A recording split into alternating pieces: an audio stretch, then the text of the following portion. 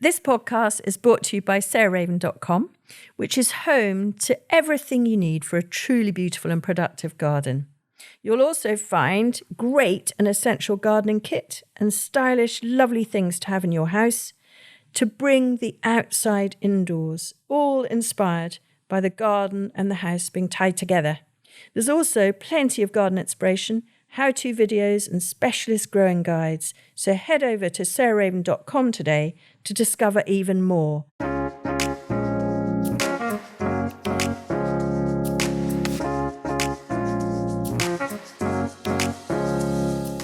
Welcome to Grow, Cook, Eat, Arrange, the podcast of me, Sarah Raven, and today I am rejoined by the wonderful Arthur Parkinson, who used to be my co-host, so to speak.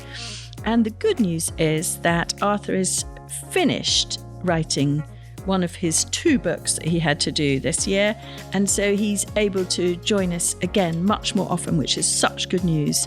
And so welcome back, Arthur. It's lovely to have you back on the podcast.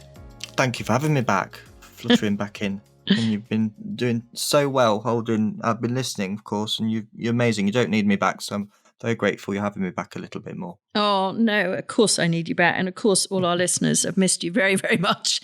So I thought it was a really good thing to kind of re-release you in a way, which is to talk about what you've been doing, which is writing another fantastic book.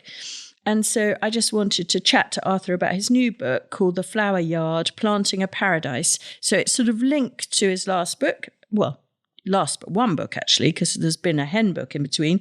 But Planting a Paradise, A Year of Pots and Pollinators is Arthur's new book. And I've been lucky enough to be sent an early copy. So I've read it and looked at it. And all the photographs, as always, are by Arthur. But the thing that for me was really exciting kind of development about this book is that it's got lots of Arthur's drawings. And any of you who've seen Chicken Boy, his latest book that came out in the spring, which is about his other mutual love, which is hens, there are really fantastically characterful, beautiful, eccentric in some cases, but just so resonant drawings of every type of hen. And in this book, Planting a Paradise, there are lots and lots of drawings of insects and butterflies. So tell us about why you love drawing so much, Arthur. I think I feel quite confident drawing, much more so than writing. And it's the same with photography. The writing, I mean, I've been lucky enough, you've edited a lot of my stuff before it's gone to publishers and things, because it's not my forte. I think it borders on dyslexia. But when it comes to pen and paper, trying to get, in this case, butterflies and moths to look like how I see them, I quite like doing that. I find it quite therapeutic. And what was funny was the illustrations weren't going to be in this book. They weren't part of the initial conversation at all. This book was just going to be a journal. And I don't do journals. I don't keep a diary. I don't even go to the supermarket with a list of things to buy. So when they came to me and said, we want to do a journal, I said, well, I can't do a journal, but I'll try and write something that's, a little bit of an update from the Flower Yard. So the drawings came in right at the end, actually. They'd sent me the first, I think the final draft. And I don't know, they'd put these little like word art things on on some of the pages. I said, I don't like those. Can I draw some butterflies? So I had to very quickly draw butterflies. And that was quite nice because butterflies are hard to photograph. You can spend hours trying to photograph them. And even if you do get one land close enough to you, you can guarantee it won't open up to show its colourful side. You just get brown wings. Yeah, it's so true. Yeah. So it was quite nice, drawing over a weekend my favourite varieties of butterflies and moths. And I'm just looking at one of the pages with drawings on them. And what's really good is exactly as you say, you've got it sort of with the wings fully spread so that you really see the pattern, but then you've also got it shut. And of course, with a photograph, you would never get those 2 images together. And so, because I really want to learn our British butterflies, particularly the common ones. I mean, I know the very common ones, but we've actually had more butterflies in our garden here at Perch Hill this year than ever before, which is so surprising because July was so wet. But these would be a very, very good way of learning them. So I hope you might move on and do a whole book just on butterflies, Arthur, with your illustrations. Maybe one day. I've been trying to draw bees, but for every bee that's a success, there's 11 that just look like wasps or flies. Bees I find very hard because they've just got a big, huge black eye, really. Yeah. Yes. And it's really hard to make them seem as cuddly as they appear to us in real life. So I'm trying to do bees at the moment. Yeah, good. But I mean, going on about the illustrations as, continuing that conversation, I mean, the thing that is so wonderful about this book is there are just incredible pictures of pollinators. So there's barely a spread without a butterfly or a bee on it and in it. And I mean, just talk about why they are just so important to you. Just sort of tell us a bit of why they mean so much. I think there's a big consciousness now of having these insects in the garden.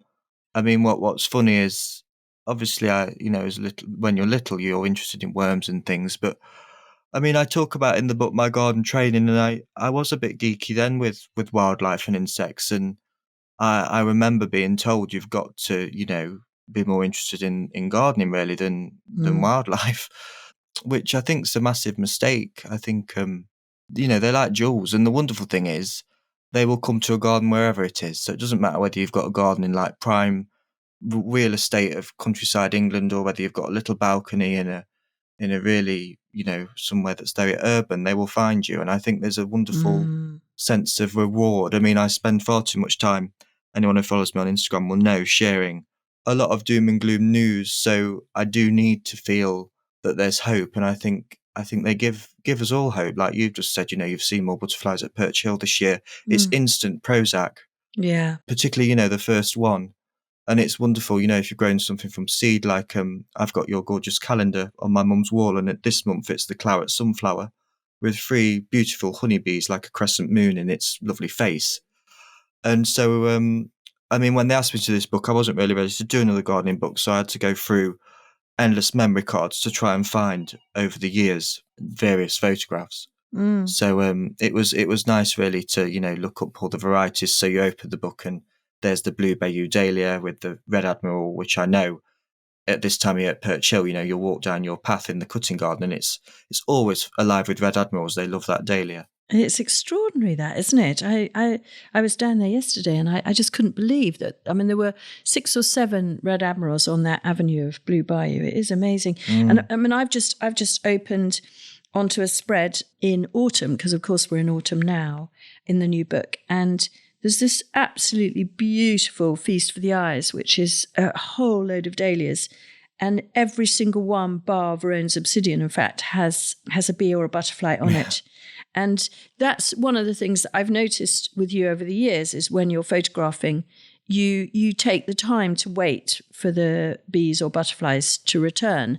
Because, I mean, I'm too impatient, so I've sort of moved on. I can't just stay in one place. But, I mean, it's incredible, the detail of which plants are good for bees and butterflies, and then getting the photographs. I mean, our regular listeners will know which are the dahlia varieties at this time of year, which is so good for pollinators. But will you just recap on that? Yeah.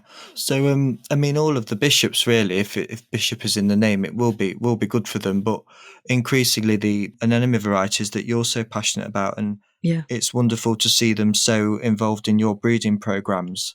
Yeah. Because not only are they good for pollinators, they also, as a rule, very good for being in pots. Yes. I mean, this year I've got Rosie Raven, who's very happy, and in not a massive pot actually, and I've combined her with Cosmos Bright Lights.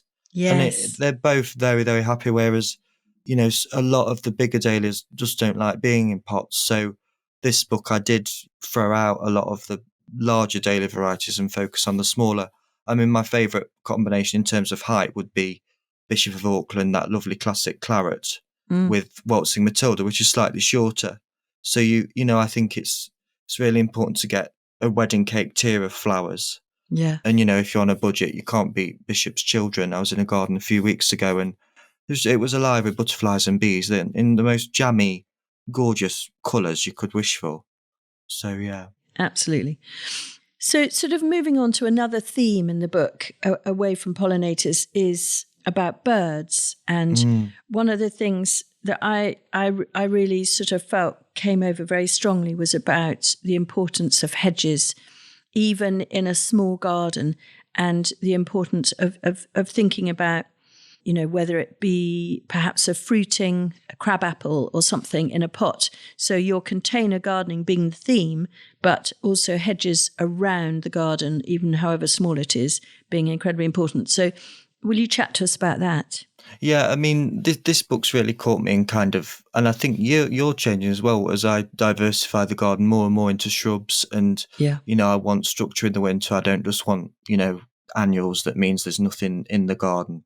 And I want the garden to feel enclosed. And the wonderful thing about hedges is they will bring in the birds. I mean, so they will having a bird feeder, but you do need the cover to encourage them in. Yeah. You know, you need your fences with climbers, and hedges are just so beautiful. I mean, my mum loved hedges, and, you know, she'd take us walks, and she still to this day gets upset because she knows all the hedges in the town. If one suddenly vanishes, she mentions it and she gets very, very upset. And it's so true. You know, hedges do bring in, you know, a huge amount of biodiversity. Yes. And hedgehogs, I think, you know, there's so much talk about tree planting, isn't there? But hedges in many ways are just as biodiversity rich as, if not more so, in towns. So it was important to me, you know, there's a jitty in Hucknall where I'm from that I've walked up and down since I was little. So I've, you know, getting a double page spread of that was important to me, just to kind of make them stand out rather than just mentioning them. I mean, I wish there were more photos of hedges in the book. Maybe that's the book I need to do, go around the country taking photographs of hedges. I do think hedges are going to be increasingly important. And I think people, I mean, you know, the government are actually on a massive hedge planting campaign for farmers. But as gardeners, I mean, Adam, who's working on this bird book, has been trying to persuade me that every garden should give at least a bit of its surface area over to either a shrubbery, not in the kind of heavy Edwardian sort of dark sense of, I don't know. No, rhododendron land. Exactly. Yeah. But literally, it could even be just willows, saplings just planted, because it just brings in just such incredible biodiversity of all types. But he's particularly into his birds at the moment. Yeah. But, you know, all the way through to the invertebrates, just having an area that isn't preened and isn't just purely ornamental. It can be ornamental, but it adds a whole dimension to the garden, and particularly will really help the garden bird population. And so will help that movement in the garden, which butterflies give you, of course, too, don't they?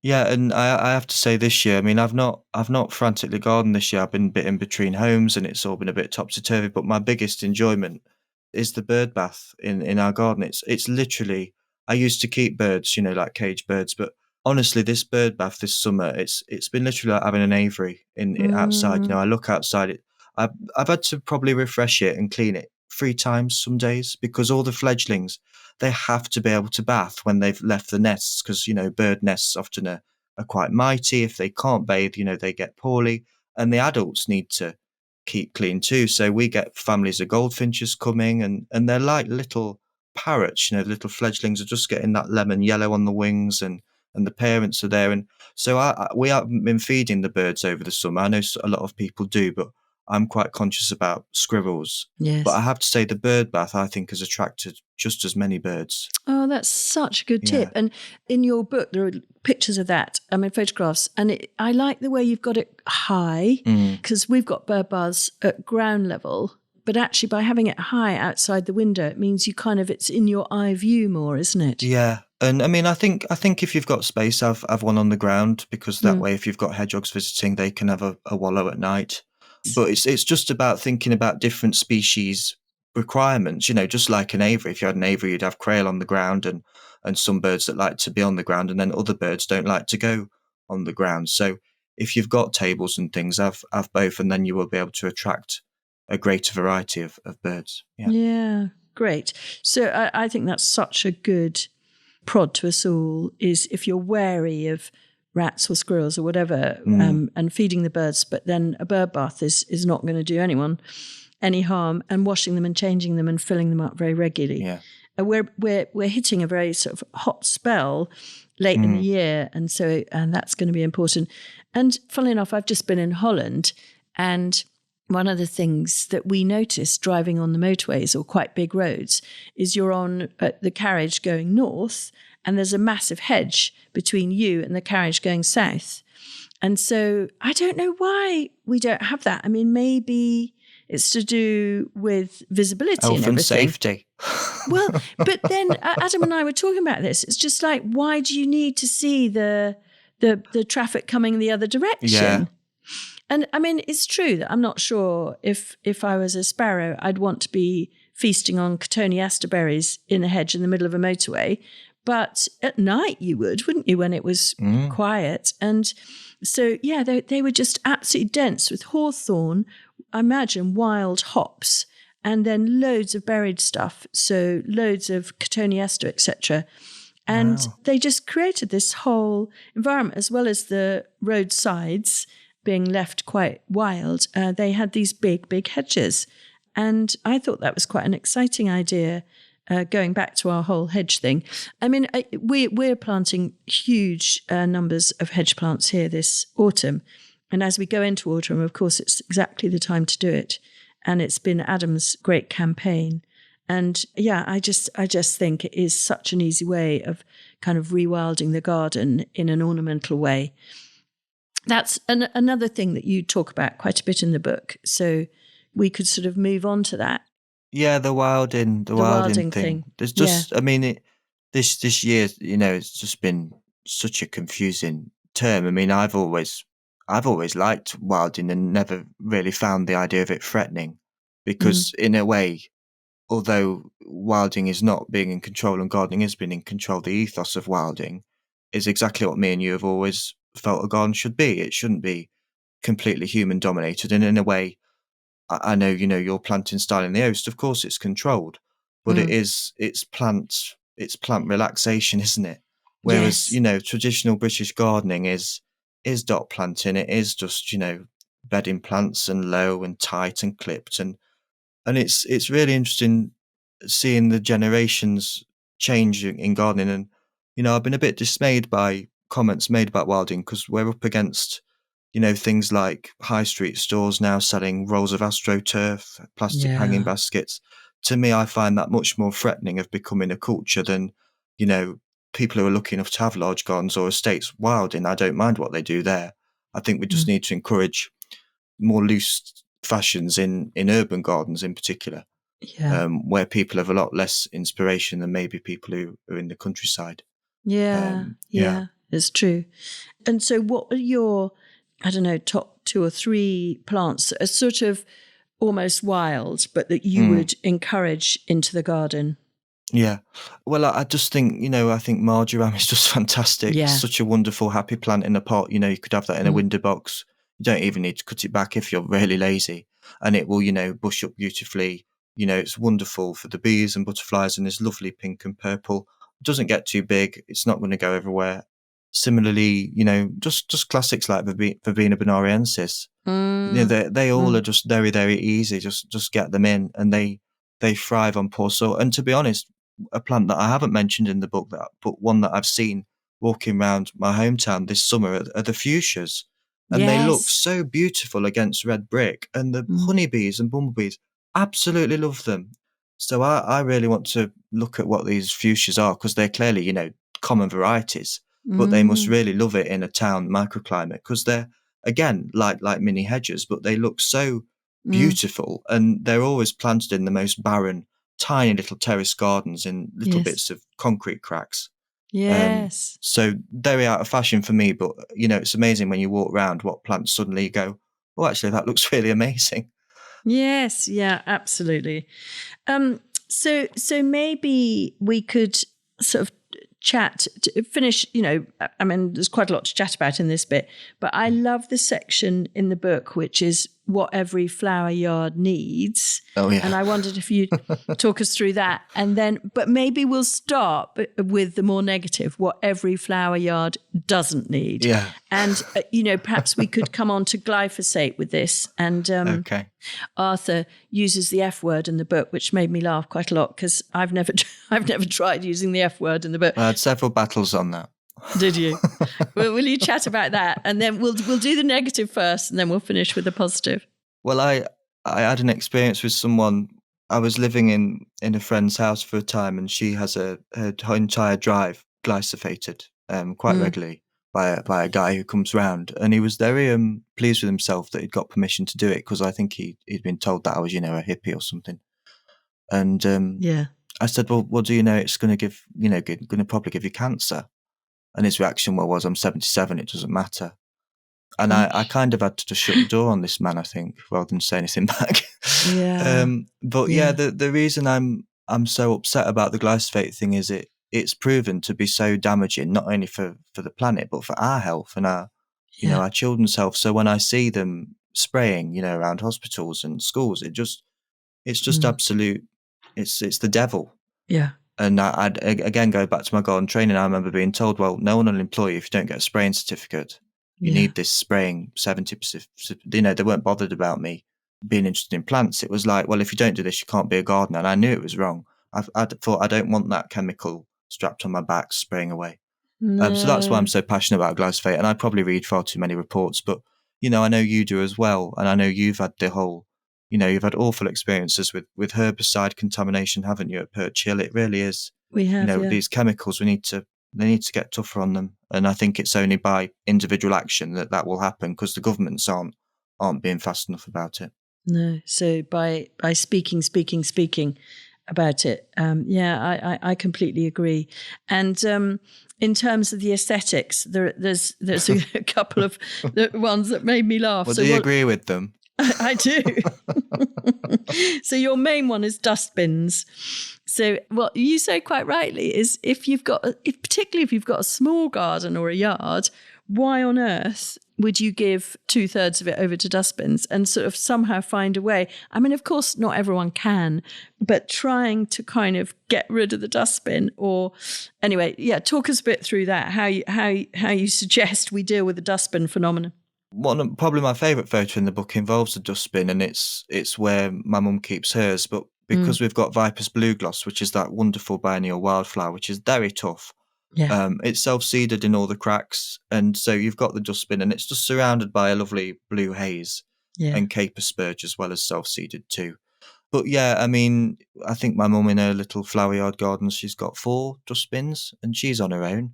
So it's like every photo I take in that yard now, I have a background of dustbins, which is not something you have to think about if you've got a big garden. And I find it so sad. Some of these new builds, the dustbins are literally by the front door. What would have been a little flower bed is dustbin land. Yeah. So I don't have any easy answers for dustbins, but I thought it was nice to include a photo of a dustbin in a garden book, because you just don't see them, do you?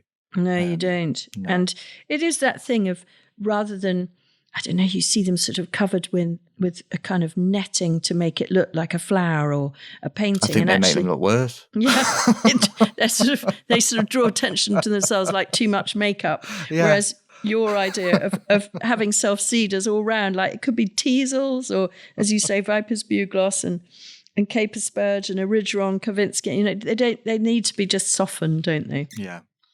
Anyway, to end on a positive, what are the thing that you feel every flower yard needs? Well, you've already said a bird bath, but I love this list, which includes weathered garden tables, which is something that I'm forever screeching to a halt when I see a sort of one of those brocante style, not antique shops, but sort of bric-a-brac shops, and getting particularly metal ones, because obviously it doesn't matter if they stay out all winter.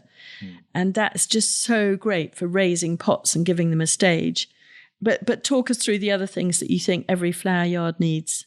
Well, my biggest comfort is the washing line, and I know you have a massive washing line after all the open days, don't you? I love it when you do an Instagram of all the aprons and tea towels and God knows what else up on your washing line. And I love having the washing out in the garden, and I love that every house used to have a washing line, didn't they? Yeah. And you don't, they've kind of disappeared, which I find again scary, because how are we drying our clothes in these, what often are little houses? Yeah. Get them out on your washing lines. And as ever with Arthur, it's full of really good practical tips. So he says, I like the old wooden pegs, but keep these nice and dry over the winter, as otherwise they start to rot and the wetness of them stains your clothes. That's so true. It's like, I put out my first lot of sheets in the spring and they're all got these black marks on them where I just haven't taken care. So then I moved to plastic, but I hated them. So now I know, and then the sunshine gets through the plastic and makes them brittle, so then they shatter everywhere and you're spending your time collecting them up. I've got ones that look like sort of paper clips now that are metal, but I actually I chuck them in the dishwasher in the cutlery bit and every so often. Yeah, and they seem to work fine. And then the other one is obviously a water butt. So let's just chat about that. Yeah, I mean, that's a massive, if you could try and, design a beautiful water butt, I think you'd be onto a winner there, because I'll be honest, I haven't found one that I want to invest in for a small garden. Or rather, the person I live with won't allow me to try and have a Cretan imposter.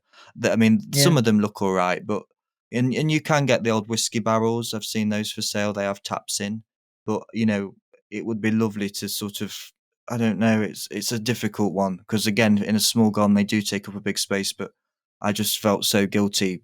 Was it June? We had no rain. Yes. The amount of water I was using, I just thought this isn't, when you switch on the news, no rain next week. Yes. And it just doesn't feel right anymore. It's one of the reasons I'm switching increasingly to herbs. I just don't want to feel that if we are suddenly in drought, that I'm not doing my bit for the environment. Yeah, absolutely. So final, again, typically practical tip from Arthur is about the right sort of brush you need for your flower yard. I love this. So tell us what sort of brush we need. A goat hair brush. Oh, tell us about it. Because it doesn't sweep out all your lovely seedlings like a brittle one does. And it's much more, it's just nice to use. I mean, it's funny, you are your tools, aren't you? I mean, the wrong brush just makes brushing a yard or a patio area hard work. But this goat brush, I think I got it a few years ago and I love it. It's my favourite thing. It's quite therapeutic to brush around your beds and things. And, I want the panicum and the little violas, if they've self-seeded, to not be dislodged. So this is very gentle, but it's still, it's quite powerful. Very good. Arthur, there's so much more we could talk about, but it's a beautiful book, fantastic photographs and drawings by Arthur. Planting in Paradise. When's it out? I think it's out. It's out in October. I think it's the 12th of October, I think. Okay. So, lovely to talk, Arthur. And thank you. Lovely to talk too. You'll be back much more regularly in 2024. So how nice is that for all of us? Thank you. Thank you. Bye. Oh, thanks so much for listening to me and Arthur chatting about his new book that's out just now. And actually next week, he's coming back to chat with me again. And we're going to talk about our highlights of our Christmas range and the things that we've both selected that we're going to be using to decorate our homes this Christmas. See you then.